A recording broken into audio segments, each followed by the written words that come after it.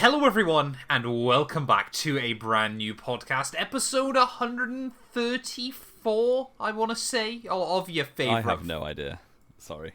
Of your favourite Formula 1 show, and yes, by the sound of that, we bring good news. Jamie183 survived his flight to and from Switzerland. Did you have a good time, my friend? I did, yeah. The flight especially, actually, shout out to Ethiopian, their quality. We got free food and drink on a 90-minute flight to Geneva. It was, probably the best flight I've ever been on, to be honest, for £50. And, well, we're going to get about 200 quid back. So, yeah, all's well. And if ever you wanted to know where your tax money was going, it's Jamie183 taking cancelled flights via Ethiopia. But anyway, we're back, Jamie, for I think what can only be described as the resurgence of Formula 1. It's back! We can enjoy F1 again. It was a fantastic weekend. Was it the race of the season? We've got plenty to go through today, but we're going to kickstart it, aren't we? Straight off the bat, it definitely was. Yeah, exactly. And if you didn't watch the Grand Prix and you, for whatever reason, only use Knowing Wheel as your way of keeping up with Formula 1, we can say off the bat it's definitely a weekend to go back and re-watch there. Of course, quickly though, before we jump into anything, just a quick PSA. Of course, for those of you that enjoy watching Knowing Wheel, like seeing our faces as well for some reason, make sure from 2024 you sub to the official Knowing Wheel YouTube channel. Of course, all the podcasts are going to be going live over there exclusively rather than on my own channel. Jamie, can we get our weekly check-in on your sub count, see if we've caught you up yet? I don't think I've lost anything yet. Oh, come on, people. If you're sub to Jamie183, make sure you unsub. Why? I actually got up. I'm on 541 now. Oh, we've messed up royally. 541. We're up to 207. So we're, 334 behind. So that gap is still coming down every week. It is. So if for whatever reason you're subscribed to my channel, which hasn't been uploaded on in 18 months, or maybe 2 years now, I don't actually know, then please unsubscribe and subscribe to Knowing Wheel instead. I reckon by the end of 2023 we can do it. I reckon we should be there by the end of 2023. And of course, if you needed extra incentive to get yourself subscribed to the Knowing Wheel channel, we've also for some reason agreed that if we reach 10,000 subscribers over there, we're going to try and do a tour of every F1 factory inside 24 hours. Where will Andretti be based? Just out of well, we better hope we do it before Andretti, because we're going to struggle to get a flight. Yeah, although they might have a European factory. Probably. I would assume so. They'll have a European base. But that is a topic for another day, Jamie, because, that is America, but we're going to start talking about China. Are we? We are. Big superpowers in the world. But this is more about a lovely young man. I quote Matt212, but a week ago, maybe 2 weeks ago, saying that Zhou Guanyu is not going to retain his seat, and it will in fact go anywhere else because Zhou doesn't have money. But what we do know is he does have money. Well, he doesn't, which is true. But he is a good driver, and Alfa Romeo are so cautious in everything they do that they're retaining the same driver lineup. So we move, and I never had any doubt that Zhou would be on the grid in 2024. You were adamant he was just going to Williams. I wasn't adamant. I was like, you were if Alfa adamant. Drop him, you were dead set on him just picking up that Williams gig because you were so assured that he was going to lose his Alfa Romeo drive. No, I've always had faith in Zhou. So and I think he does deserve it. I think neither driver has been able to shine this season that much because the car is horrific. But yeah, I think Zhou has stepped up his game compared to his rookie season. They're pretty even, all things considered, really. I think Bottas slightly edges it, but the points are so close, and the quality especially is quite close as well on difference time, what's it called, Delta. So yeah, I think it's a fair renewal. I feel a bit for Théo Pourchaire, but taking a year out after winning F2 is quite a well-trodden path now. Are you accepting he's going to win F2? Well, Vesti has the curse of me supporting him, so there's no doubt in my mind. It's incredible, isn't it, how often you give the kiss of death to Formula 2 drivers' careers. Why would his wheels fall off at the same time? Because Prema didn't put them on properly. Well, Prema are the most well-run team in junior Formula, and they forget to put the wheels on just because I've said I want Vesti to win the title. Pretty much. That's how your kiss of death works. I mean, it's weird, though, going back to Zhou Guanyu quickly. Because, of course, we can talk about Teo Porcher, and, of course, if he does win F2 this year, he's going to obviously have to take a season out, and then obviously what happens there. The strange thing is with Zhou Guanyu, and of course you banged on about this a lot last year, of course, was that he kind of got a lot better when the car was worse, didn't he? This year, he's probably been at his worst when the car's been at its best, which is most notably, it's got to be Hungary, hasn't it? Well, qualifying P5. That wasn't really his fault. Well, it was. The car had a clutch issue where the clutch went back in when he was holding the revs. So he was flustered. I agree, the turn 1 collision was his fault, but he was massively flustered because the car messed up on him on the grid. Right. So okay. I don't blame him for that, really. And he did a phenomenal job to get it to P5 anyway. So yeah, the car was good that weekend, but I appreciate what you're saying as well. But I think it's in contrast, isn't it, to last year? Where some of Zhou's best weekends were where the car was at its worst. Well, and his best weekends are where the car broke down, which didn't often as well. Yeah. But I mean, I like the guy. Obviously, Jamie being a big fan of him. Of course, luckily I've met him and spoke to him. Got to get that in there. Drop that one in. Well, I've met Lando Norris, so Great. Okay. It's. I like Zhou Guanyu. I think he's a good guy, but I just don't think he's got that potential X factor, which I think Teo Porcher might have. I agree with you on that, but I like Zhou, so I want him to stay. Yeah, that's fair enough. It's certainly not the only thing I disliked about that news was knowing how happy you'd be about it. More than anything else. Well, I like Zhou Guanyu, so I guess through his home race. So hopefully, yeah, let's be fair. That's optimistic still. China will still have COVID problems in 2040, the way things are done down there. Just keep giving Zhou a year extension until he actually gets to race Shanghai. perhaps that's the whole Chinese plan with it. Yeah, potentially. Well, but surely, Jamie, the big news this weekend has got to be the technical directive. I hadn't even seen this, so you can talk about it. So basically, the FIA decided coming into Singapore they were going to clarify 2 things on the cars. Well, 3 things, kind of. Flexible body parts, which were basically aimed at wings and floors. So, of course, we had a lot of this in 2021, didn't we, where both the Red Bull and the Mercedes were done for squatting. Of course, basically trying to make the cars, faster down the straight, of course, because they effectively had less aerodynamic drag on them, because obviously the rear of the car was squatting, and obviously the air gets pushed off the front and away from the car. It was believed, of course, with the 2022 regulations that was impossible. But, of course, you tell Adrian Newey something's impossible, and he'll just find a way around it, because it's what Adrian Newey does.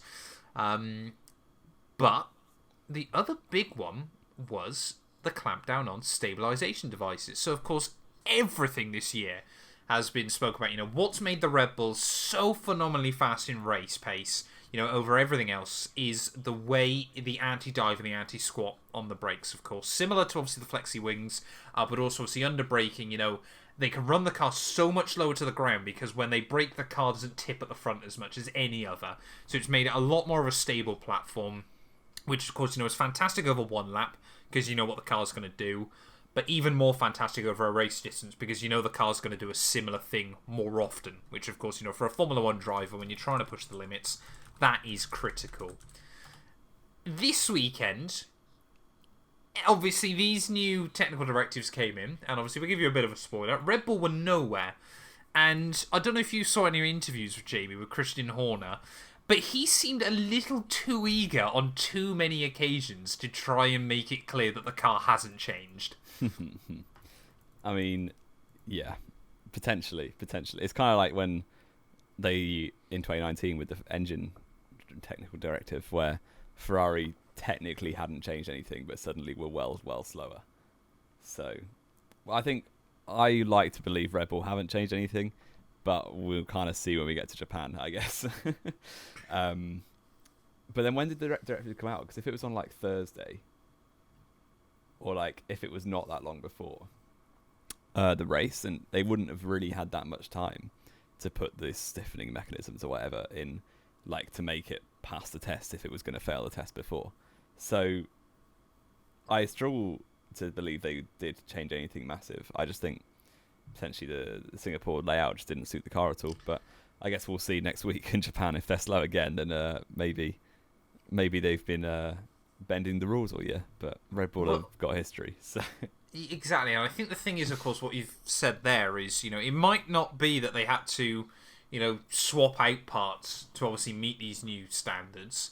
What it might just have been is they can't run the car as close to the limit as they wanted to. It might well be that car has not changed that much as a car, but it might mean that the setup is far more compromised to actually meet these new requirements. Yeah, because that was their big problem. It seemed it was so unpredictable in corners because they were struggling with the rear end a lot in practice, and they tried to change something, and suddenly the fronts were just not doing what they wanted either. So it, even on the onboards, it just looked like it was an absolute handful. So I mean, let's be fair. I mean, we'll talk about obviously this more and more obviously as we go through, and of course, especially as we head towards Japan. It's not going to make a difference in the bigger picture this year. Red Bull have won it. Like we all know that anyway. Like it's wrapped up, but it is going to be bizarre. And don't get me wrong. This is coming from a world of hopium. I don't know. I'm with you that Singapore probably just didn't suit their car as well. But even if we've got a good scrap between now and the end of the season, like Red Bull is fighting the other cars, that will be great. But it would be weird, isn't it, if suddenly it would be kind of the only other example I can think of off the top of my head is Brawn, where suddenly they're no longer the fastest car anymore, and they just kind of squeeze out a world championship. But even that's not going to happen. 09 was a lot more gradual, wasn't it? Like obviously they won 6 out of 7, but then all the time through those 7 races, the pack was getting closer and closer every time. Whereas Red Bull were just, especially the last few races after the summer break, they were just dominating. 15 wins in a row. And suddenly it's just done. It would be mad. That would be very strange. But I think they'll be back to winning ways next week in Japan. Probably. But at least we know, that, spoiler alert, of course, the Red Bull aren't going to have an undefeated season, which is massive for Formula One. We obviously haven't had viewing figures come out yet, but I would be intrigued to know how much views went up for the Grand Prix just because Red Bull looked dog poo. Yeah, probably. And compared to 21 or 22, the viewing figures would have been slashed this year generally. Oh, absolutely. Horrendous. So, I mean, you've seen that even just as a content creator on YouTube. The views are nowhere near what they have been the last couple of years. It's a fantastic time to have gone full time. But, I mean, obviously with that as well, without spoiling it, it did go to show, as we've said all season long, how great this year would have been without Red Bull. This weekend went and proved it, didn't it? When Red Bull aren't at the front, you get absolute mega races. And, obviously, in pre-practice, obviously we've kind of led into it, haven't we, quite nicely there. Obviously, you mentioned the Red Bull was just all over the show. But the big talking point as well, of course, alongside that was, once again, Carlos Sainz has come into the second half of the year and looked fast. Yeah, he's really smashing it since the summer break. Obviously, pole position in Monza. We got the podium in Monza to go with it. Was unlucky not to... he put up a massive fight, didn't he? And it was quite unfortunate. He basically defended all day at Monza. He was mad. And then was the faster Ferrari driver in Zandvoort as well. So he's really, come back from the summer break. Just different gravy. And he's suddenly here he is. And once again, he was on it in practice. And that was a sign of things to come, really. Yeah, it was absolutely mad, wasn't it, of course? So we move into qualifying then, I suppose, probably the best way of doing things. Red Bull having an absolute disaster. And it just seemed to get even worse, didn't it? Because I have no idea, genuinely, and this isn't just because I don't like Max, but how on earth did he get away with both of those blocking incidents? I have no clue. And that says it all, that you're a Red Bull fan, and you don't get that. I just think I know Tsunoda didn't turn up to the stewards, which is so stupid. How they can get away with that as well. But yeah, I think Max was very fortunate. I think the pit lane one was less cut and dry, just because they kind of smoothed over it on the radio quite well. They were like, "Max, have you got a problem?" And he just drove off. So I guess they could defend that one using some clever argument about maybe he had a problem, even though he definitely didn't. No. And then the Tsunoda one, I think any other car, unless it was Perez or Lawson, and it would have absolutely been a penalty. I mean, it was so stupid, wasn't it? Of course, for those of you that don't know, Tsunoda basically comes out the first 3 corners, heads down that little straight before the Raffles Boulevard, and Max is just on the racing line, and he doesn't move out of the way at all, does he? He sits there. No. You can see the rear light flashing because he's saving battery, and Tsunoda's just got nowhere to go. But of course, with it being a street circuit, the track evolution is absolutely mad. So obviously, we're trying to see cars improve right towards the end of the session. And Lance Stroll, massive crash, wasn't it? Yeah, huge.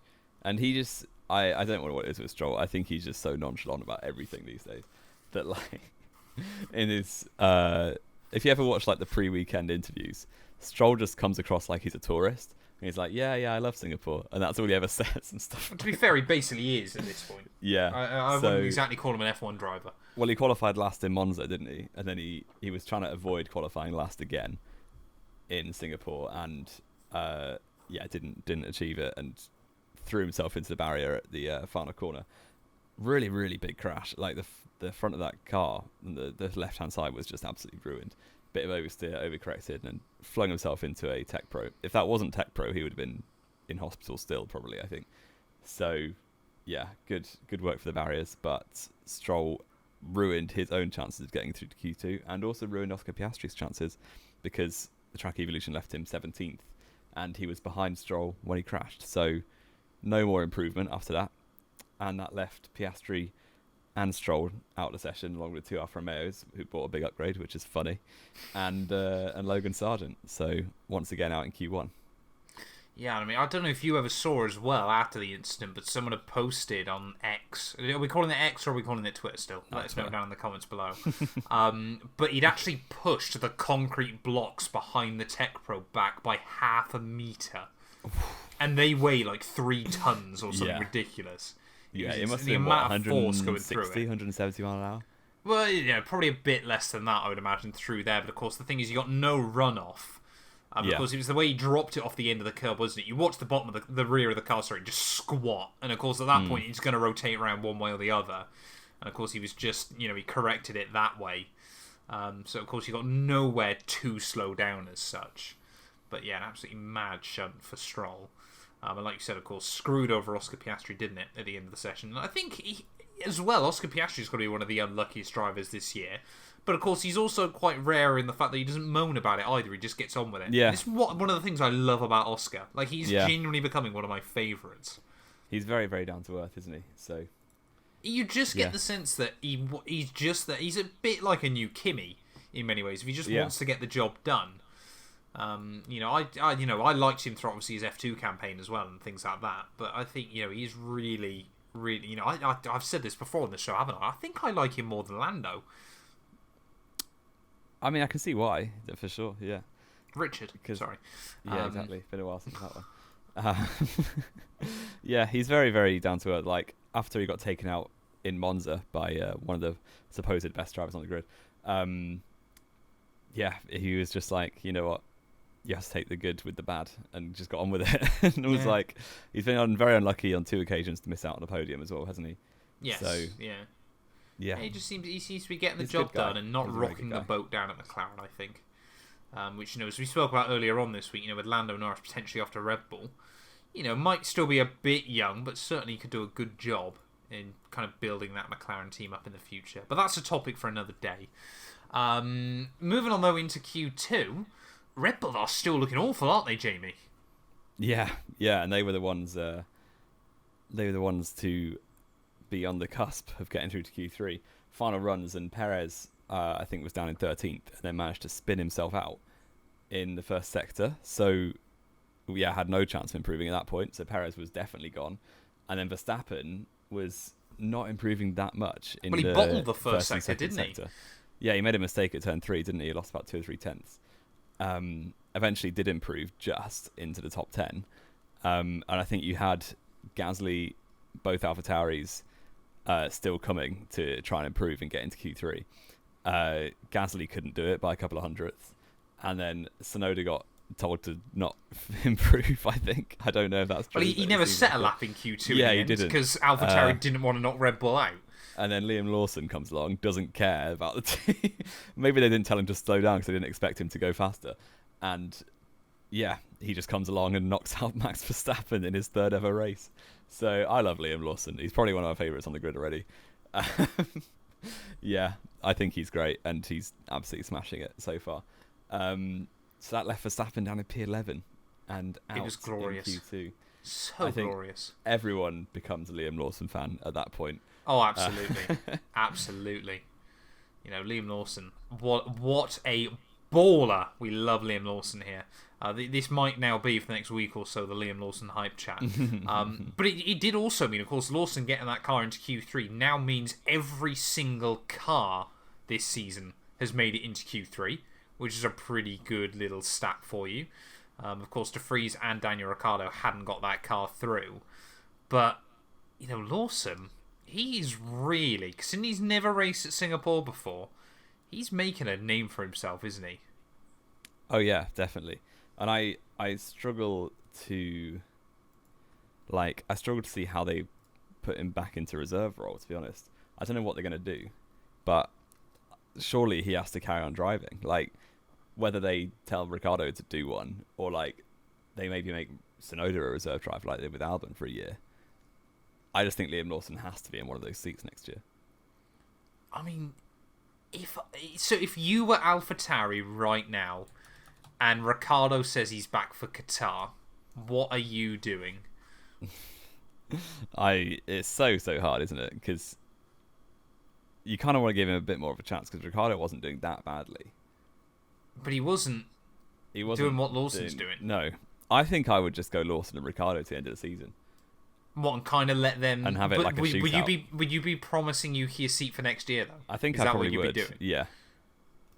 Yeah. And then whichever wins out of Ricardo and Lawson gets the second seat. I guess you let Yuki race at Japan next weekend, get his own race out of the way, and then just say, well, kick around here till the end of the year, and we'll bring you back in for next season. Because I think they've probably accepted they're going to finish 10th. Although, if they're not that far off Haas and Alfa Romeo, are they? They could. I reckon they still have got a chance against those two for the end. I don't think that AlphaTauri is that bad still. But yeah, like we said, you know, glorious scenes. Max Verstappen down in P11. And he was mad with that, wasn't he? He was not happy about that. Which goes to show, you know, when people moan about Lewis Hamilton crying, Verstappen is 10 times worse. It's just true. Unless he's winning, he's not happy. Which, you know, you can go, oh, well, that's just racing driver mentality. No, he's just, you know, you do be like that. But it did mean, though, as we got into Q3, Jamie, the hype was real, didn't it? Ferrari looked on the pace. Mercedes looked near enough on the pace. Norris looked on the pace. You know, could Haas bring a surprise, both cars into Q3? I don't know. I think they were surprised that they even got to Q3, both. Gunther Steiner certainly was. Yeah, they really didn't expect it at all. But yeah, it was a really, really exciting Q3, just because obviously you didn't know who was going to get pole. You thought, I guess Sainz was the favourite because he'd been setting the pace all throughout, but there's so many drivers could have pulled something out and got pole position. Yeah, and you think any other season, by the last couple of races, it'd be Charles Leclerc that would just get that lap in right at the end, wouldn't you? But you know, it was a brilliant end to qualifying, but it was, of course, Carlos Sainz that took pole position there. Sainz followed home by George Russell and Charles Leclerc there. And around Singapore, I know obviously it's a new track and everything, which has made it a lot higher speed, but less than a tenth covering the three of them at the end was mega. Yeah, and the fact over such a long lap, you've got two cars, three drivers separated by less than a tenth of a second. Crazy stuff. And I think Russell and Leclerc was like a couple of thousandths, wasn't it? Yes, 2000s, I believe. Or 8000s. Yeah, insane. And then Norris doing a great job up in P4 for McLaren. Hamilton losing his ability late in his career, down in P5. Well, I think he just set the car far more up for the race, hadn't he? Potentially, but then he still barely beat Russell in the race. So. Well, hang on a minute. We'll talk about that in a moment. And then Magnussen just popping up in P6 like he does every now and then. This, of course, comes a couple of weeks after Jamie tried to bash us all in for the fact that Hülkenberg's been doing so much better in quali this year. Well, Magnussen thought not having that. Well done, it's 11-4. He's still out qualified. That's not quite Haas's best qualifying result of the year, but you know, we'll talk about where they finished in a minute. Chill out. Alonso, Aston Martin had done. I can't believe they were getting podiums earlier in the season. I mean, they actually got a podium 2 races ago, didn't they? Exactly. In Zandvoort. But yeah, it's such an inconsistent car, it feels like. Especially when the second driver's Lance Stroll. And yeah, Ocon P8, just solidly there, like he always is, unfortunately. And Hulkenberg and Lawson rounding out the top 10. Lawson was disappointed with his Q3 effort, but you know what? He knocked out Verstappen. So. Exactly. Liam Lawson, our new Kiwi goat. But that obviously brings us then into Sunday's race, and the hype and anticipation was real. We were all there. It was time for Red Bull's downfall. And they tried to be a bit cheeky, hadn't they? Because everyone was on the medium tyres except for both their cars and Valtteri Bottas for some reason. Yeah, and it was a little bit strange because Singapore is notorious for a safety car.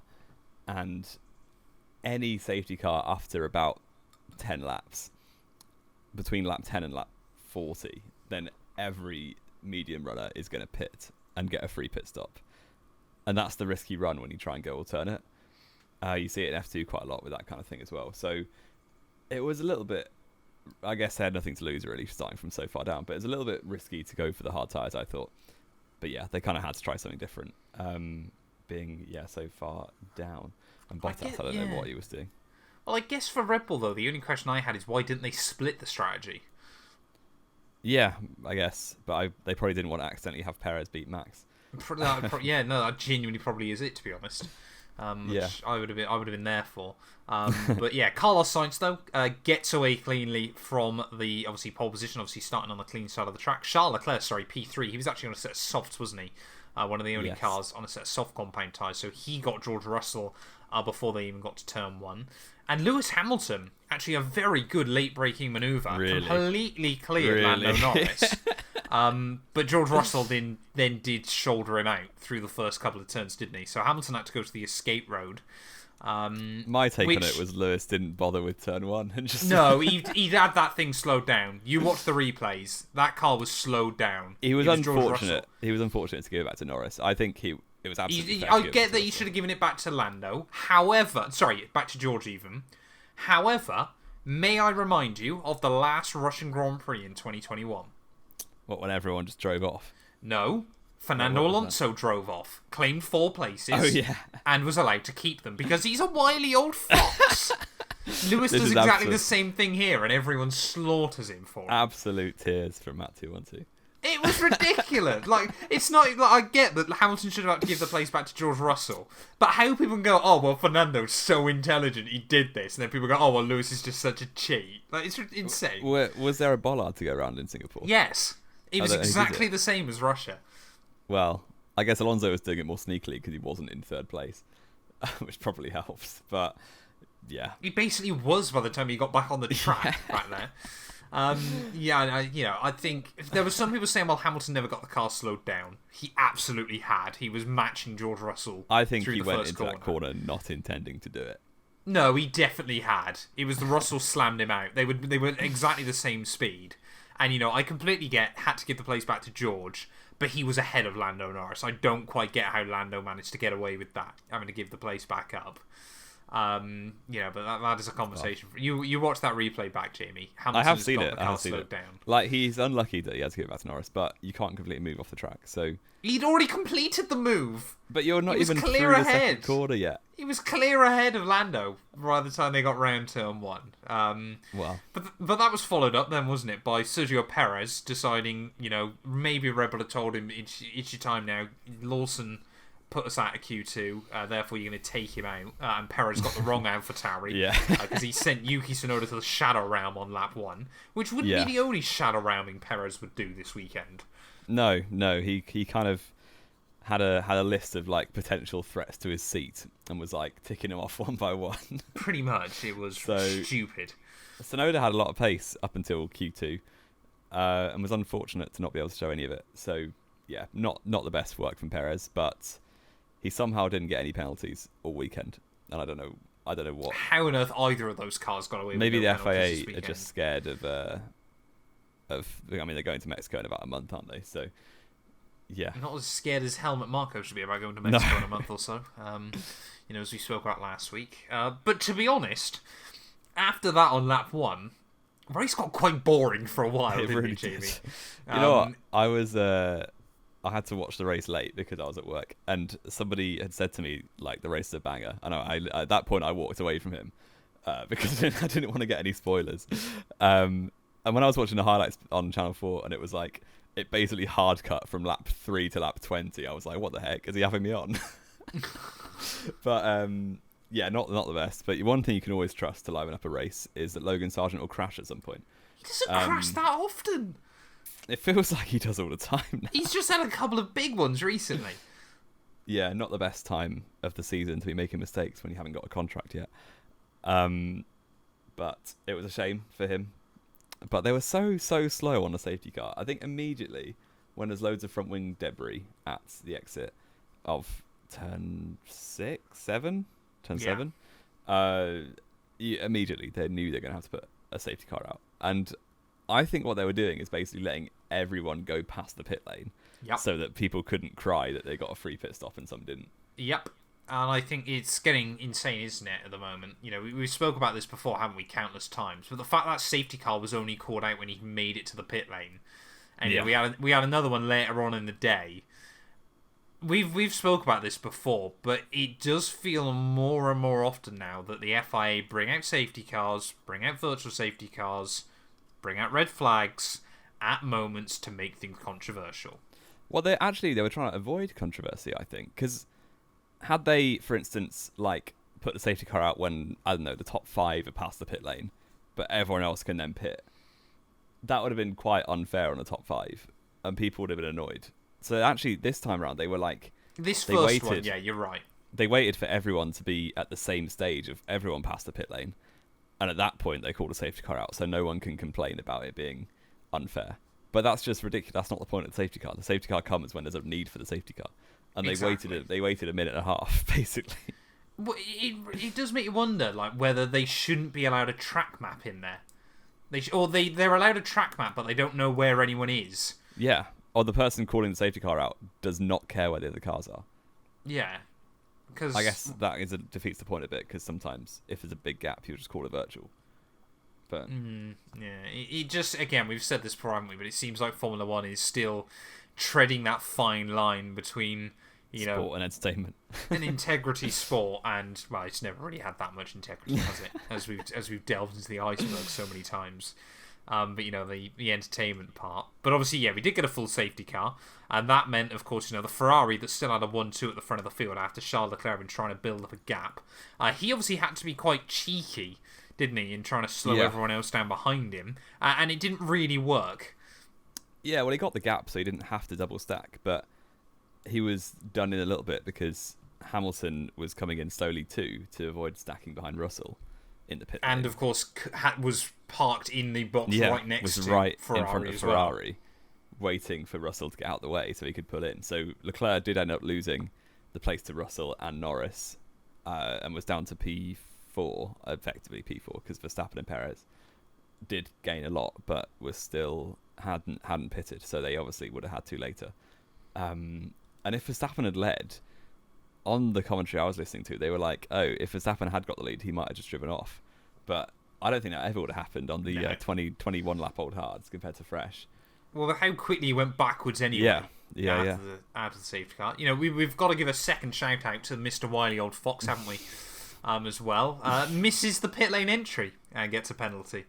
Well, it didn't make a difference in the end, did it? Because Aston Martin are useless. They threw it away anyway. Yeah. But yeah, absolutely bizarre there. Fernando Alonso. Jamie, obviously, we've had some of you commenting on the earliest of all the podcasts that have been going live over on our podcast, No Wheel channel. And of course, Jamie actually, in one of the very first episodes, called Fernando Alonso an old fraud. Did I? You actually did, yeah. Words for words, yeah? Not quite word for word, but it was along those lines. Well, but you said he was too old to return. I apologise for Fernando Alonso, and I say sorry for any offence I caused. And this weekend... You're a good driver. He was right. Obviously, safety car gets called back in, though. And again, the race wasn't too dramatic for the next few laps. But you've got to admit, it was glorious watching those Red Bulls go backwards every single lap. It was beautiful. It was almost every corner on the first few laps, wasn't it? Especially Perez. Formula 1's back. I'm here for it. I love it again. this is what the sport's all about. You're such a beta. But no, it was it was Red Bull just didn't have the pace at all, and obviously on old hards versus a load of faster cars with fresher tyres, they were always going to get eaten up.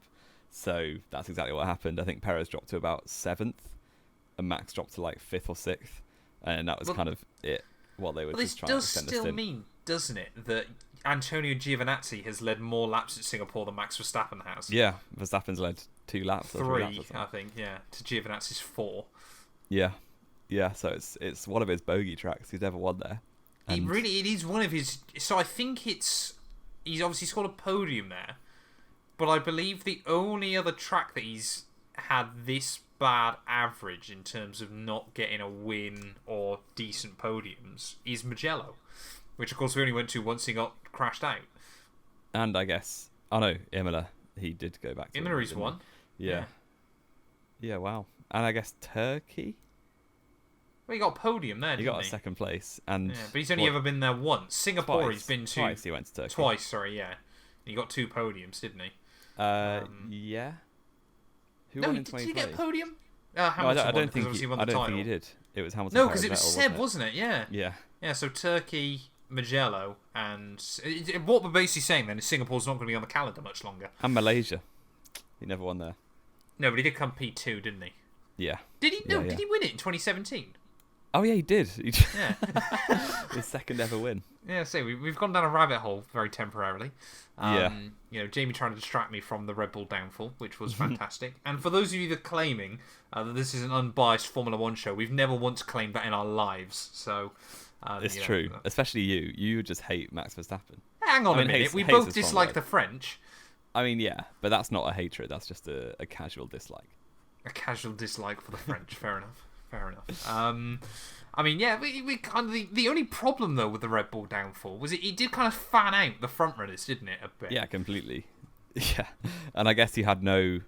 I've always said this: when a safety car comes out at a pit window, it just kind of takes away an element of the race. Yeah, because everyone's on the same age tyres, and there's no differentiation between strategy or age of tyres, length of stints, all that kind of thing. So you had the Red Bulls just falling backwards, costing everyone a bit of time. And then, kind of had it settled back into a rhythm at the front with Sainz just leading from, who was it, Russell at that point? Or Norris? It was Sainz. No, but who was second? Oh, Russell. Sorry, no, Lando. Yeah, it was Norris, then Russell, Leclerc, Hamilton, wasn't it? Yes. Well, Leclerc lost to Hamilton straight off the restart, didn't he? Leclerc bottled it on the restart, didn't he? Fraud. Which was incredible, because when the safety car came out, it's going to be a little bit of a story time for you, Jamie. When the safety car came out, I turned to my girlfriend, because she's a big Ferrari fan, and I went, this is where Ferrari mess it up. I'm warning you now before it happens.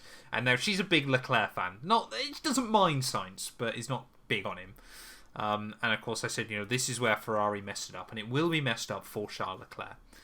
And of course, she was a bit upset, but she said to me, obviously as they were behind the safety car, she went, well, at least he's still ahead of Lewis. I went, yeah, but it won't be for long because Lewis is the GOAT. And literally 2 corners later, Lewis got past him, and I couldn't help but have a good chuckle. Wasn't the best from Leclerc this weekend, but kind of settled down again. And then, eventually Perez was kind of holding everyone up, but the pace differentiation wasn't that much between him and the cars behind him. So you had Alonso trying to get past Perez, while you had Ocon and I think Lawson and Gasly and maybe some other cars in there as well, all behind Sergio Perez. And you had Alonso go for a move, and then Ocon Alonso Perez battle was insane. I don't know how there wasn't contact, to be honest, because there's beef between Alonso and Ocon. I guess there's beef between Ocon and Perez as well. Like anyone else, I don't know what it is, but Fernando Alonso just cannot ever seem to get the better of Esteban Ocon. Well, he's in a better car, I'll give you and that. Last season he was absolutely the better driver, but just got unlucky. Oh yeah, but Ocon beat him on points, didn't he? Which is what I mean. Alonso is the better driver, but for some reason it's always Ocon when they're together that somehow shithouses it. Yeah, but got his comeuppance, and Alpine struck again a couple of laps later, and Ocon's P6, and actually quite a good drive, to be fair to him, went unrewarded, which brought me a bit of satisfaction. It brought everyone a bit of satisfaction, unless you're French. Yeah.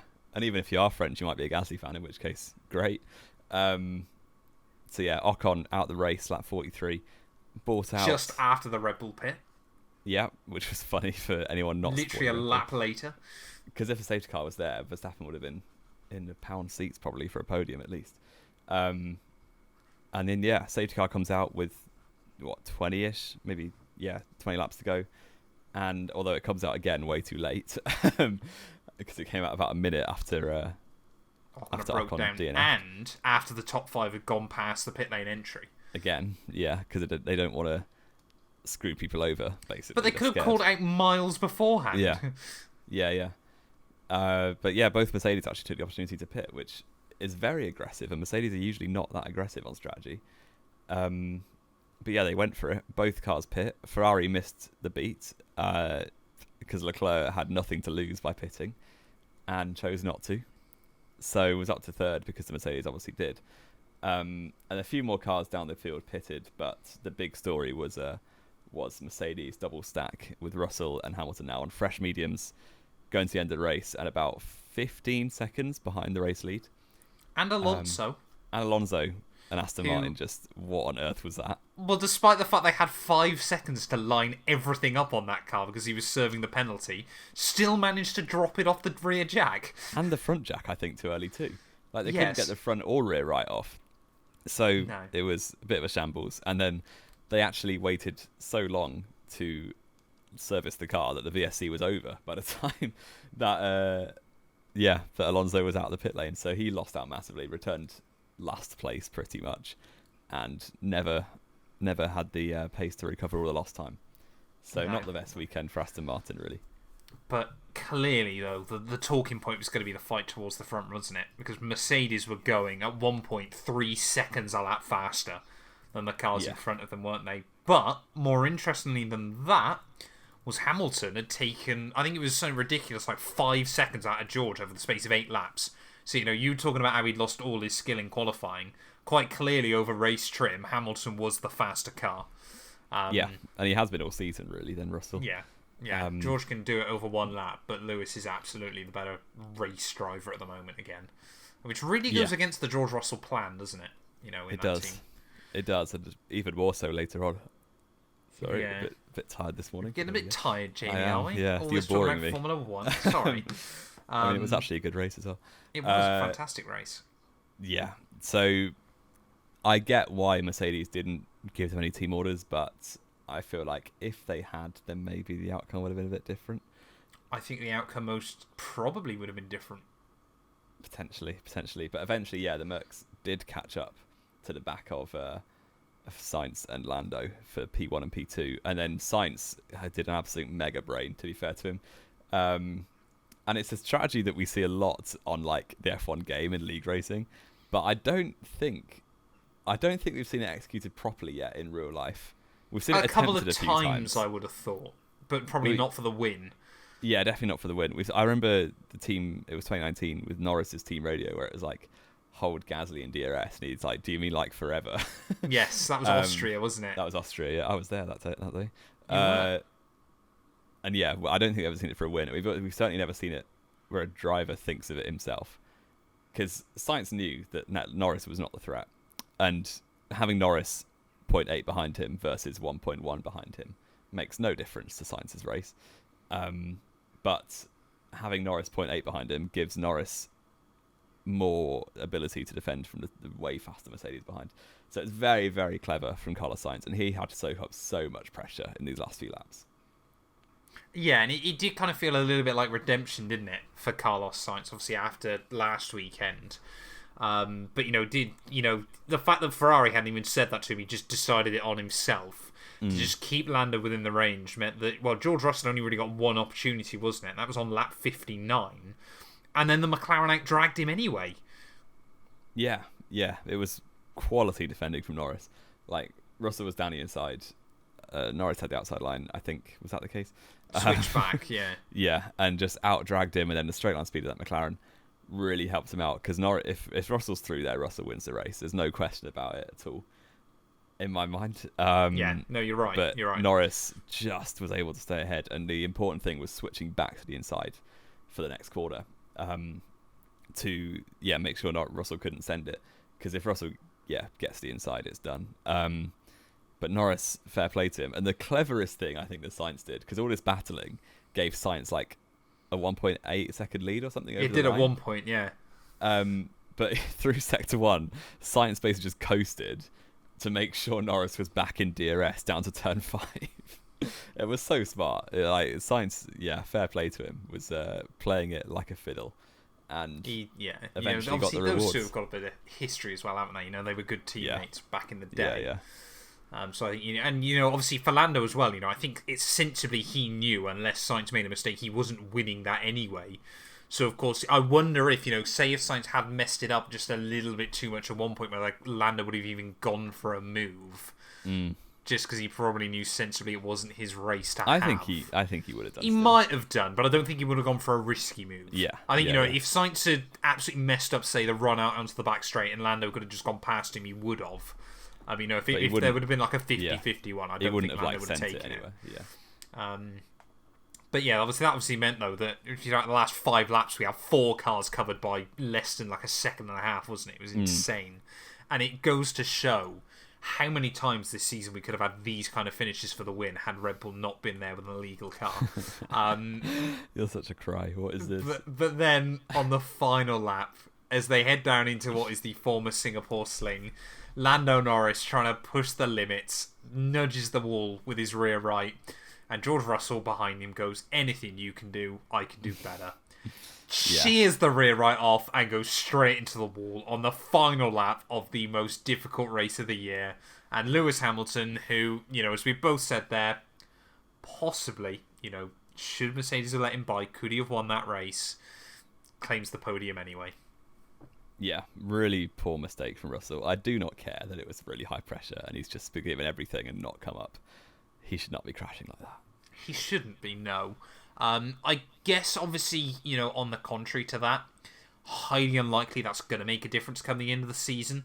I don't think Mercedes are going to worry about those 12 points to Ferrari. I think they're comfortably far enough ahead still. But for George Russell's psychology, that must be good. Especially I'm sure that kept him up at once night. this season on his own. Yes, yeah. He's starting to turn into a little bit of a Charles Leclerc. A little bit. And also, Mercedes are only 24 points ahead of Ferrari. Is the gap only 24? I thought it was closer to 40 odd still. No, 289 to 265. Fair. Yeah, Ferrari have done well, haven't they? Yeah, they have. Obviously a 1-4 this race versus just a P3 for Mercedes. And obviously a 3-4 last weekend. Yeah, Fred Vasseur masterclass. Exactly. We got to see Fred Vasseur on the podium as well. Oh, I loved it. Beautiful, wasn't it? Schumacher. Schumacher. Hello, Schumacher. we love Fred Vasseur here. We were having him on the show. It's a shame he's at Ferrari now, so we never would. But but again, of course, whilst all this was going on, live TV didn't really pick it up. But Sergio Perez completely screwed Alex Albon. Of course, we mentioned at the start how Perez basically had a list of people that might take his seat. Albon just got sent to the shadow realm in the last couple of laps, and how this wasn't a penalty, I will never know. I have no idea how it wasn't a penalty. Because Albon was P8, wasn't he? Or I guess it would have been P8 once Russell crashed. I think he might have been slightly lower than that. Well, Perez finished 8th, and this was his last move, wasn't it? So, yeah, Perez just down the inside of the over the bridge into the second DRS straight, just completely punted him into the wall. And got away with it, and I have no idea how. I think Perez, the FIA is scared of him, and a shame for Albon because he was probably going to get points on a nice strategy pitting under the VSC. Well, and that is, of course, as well as the fact that Williams should not have scored points this weekend. It would have been a bit like Zandvoort again, wouldn't it? Where they kind of pick up a couple of points through good strategy rather than actual raw car pace. Until Sergio Perez had other ideas. But Max Verstappen actually did quite well in the last stint, to be fair to him. He's an alright driver, apparently. Because he came out the pits in P15, ended up through a few overtakes and a few crashes, obviously, and a few people pitting under the VSC. Ended up and a car that's won every other race this year. Yeah, that helped, but his teammate didn't do that well, did he? So, very strong recovery in the last stint from Verstappen. Ended up P5 and caught up about 20 seconds on Leclerc in about 6 laps at the end. I think Leclerc had all but given up, to be fair. Yeah. And if Verstappen had finished fourth, that would have been insane recovery. But it would have been a decent recovery drive, to be fair. But it did mean, Jamie, Red Bull are not going to get an undefeated Formula 1 season. And just like the last time a team looked to be going almost undefeated, 1988, it is a Ferrari that ends the run. Carlos Sainz, second ever Formula 1 victory. He was back on top. And I tell you what, this weekend, Silverstone last year, Charles Leclerc probably should have won that race had Ferrari not screwed him. Sainz probably should have won Monza last weekend had that Red Bull not been there. He, I will say, deserved this one. Absolutely. And he was on it all weekend. He's been quality in Singapore. I do wonder whether Ferrari are going to have issues between now and the end of the year with Sainz being better than Leclerc again. Because it very much looks like we're going to have 2 seasons of the 3 they've been together where Sainz outscores Charles. Yeah, though 21 had a lot of circumstances. Well, so's 23, you could argue, but there's only so many times you can blame circumstance. Yeah, true. And Sainz certainly was the faster driver this weekend. He was last week in Monza and he was in Zandvoort. So, if this carries on, then what do they do? Very, very interesting, isn't it? Down at Ferrari. Lando Norris, though, picks up another podium for McLaren. Very good job by them with their stealth livery. Lewis Hamilton, back on the podium once more in Singapore. Beats out Charles Leclerc, Max Verstappen, Pierre Gasly, Oscar Piastri, brilliant recovery by him. And again, just quietly gets the job done. Love Oscar Piastri. Perez and Lawson. AlphaTauri's best result of the year, if I'm not mistaken. Equal P9. best, I think, yeah. Oh, did they get a P? I thought you had 3 best. P10s. Yeah.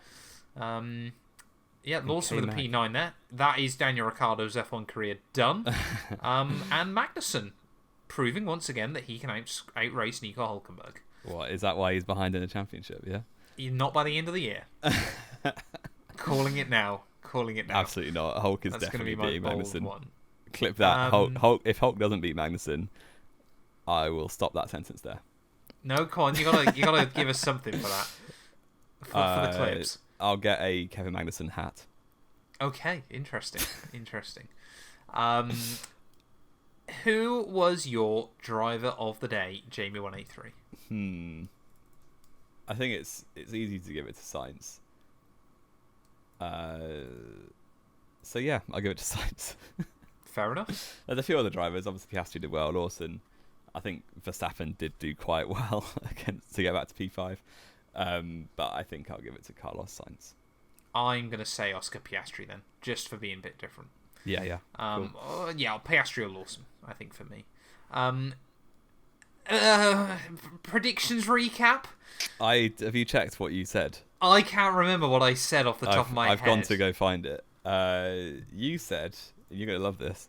I said Leclerc pole, didn't I? Which almost looked right. You said... I got the right car, but just not the right driver. Verstappen to win the race. Yep. You said... Which I knew I got wrong. Leclerc to finish second. And Fernando Alonso to finish third. So I got nothing. You got 0 points. But you're sounding very confident. I'm not convinced you did much better. I said Max Verstappen pole. Obviously not. Nothing. Max Verstappen win. Nothing. No. Alonso P2. So nothing. Not. Lewis Hamilton P3. We take There we go. We take 2 points. Jamie's going back to his 2022 strat to just shithousing points.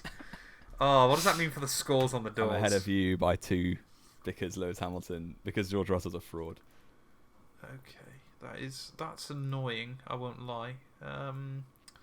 Is it by 2? Is it? What are the scores? 48 to 46.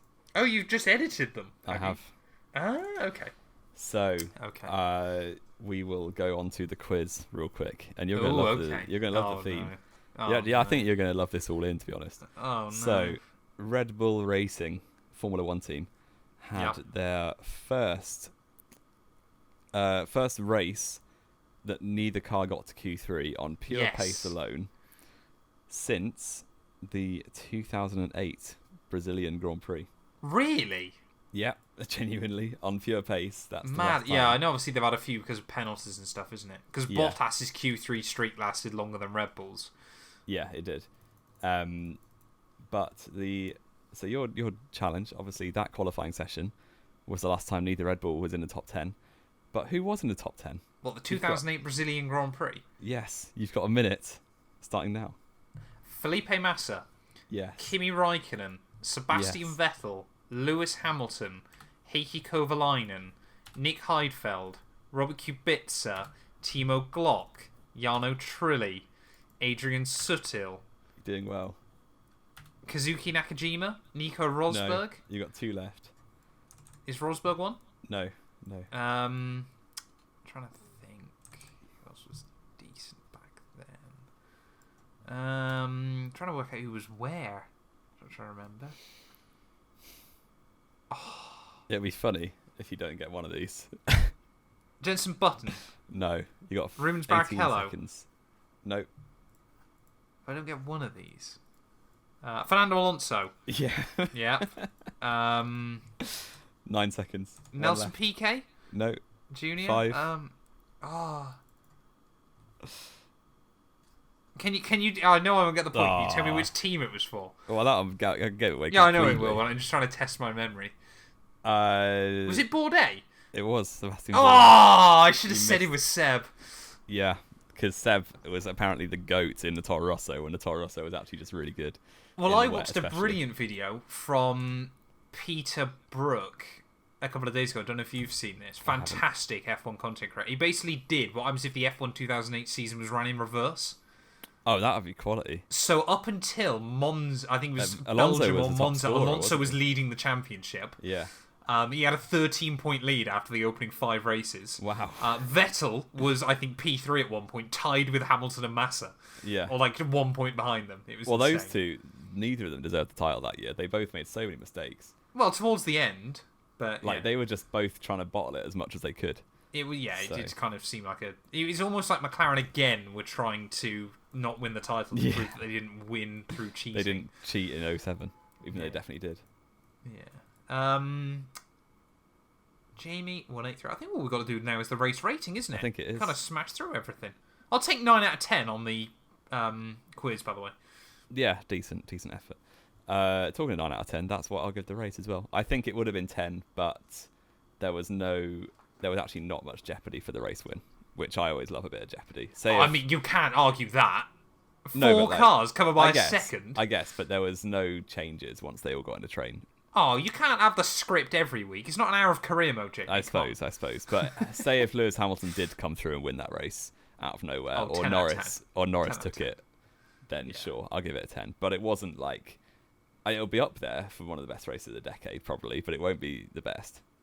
Best race of the season, at least? Yeah, definitely. Yeah. I think it's probably... It was better than Silverstone last year, which is probably currently the best race of the decade. Yeah, I'm trying to think whether there are any decent on-track battles between. I guess Lewis does 2020 count as a decade actually? 2020, yeah, definitely is part of the decade. That had a few bangers. That did actually, because Sakir was pretty good, wasn't it? Yeah, Sakir, I probably would still argue has probably been the race of the decade. Yeah, and Abu Dhabi 21, obviously. No, but, worst race of the decade. It was the best last Turkey, lap. I think 2020.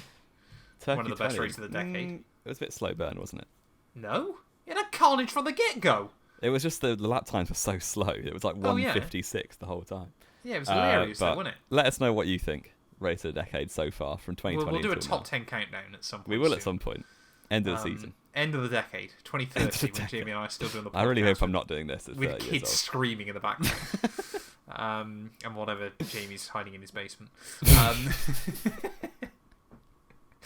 But yeah, have we got anything else to add? What's Jamie? your rating? You didn't give it a rating. Oh, sorry. Yeah, I was going to say 9 out of 10 as well. Why? You're complaining at me for giving it 9. You're giving it 9 too.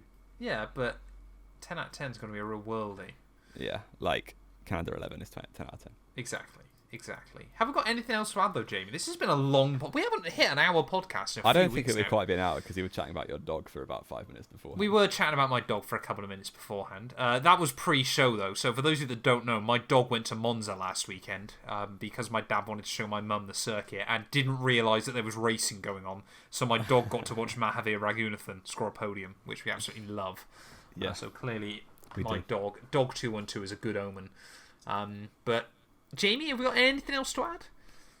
I don't think we do. Thank you very much Thank for you watching. all so much for watching. If you've enjoyed, please do make sure you drop us a follow. Get yourself subscribed to the Knowing Wheel official YouTube channel. And we shall return later on this week, isn't it, Jamie? We'll have to do a Japanese Grand Prix preview.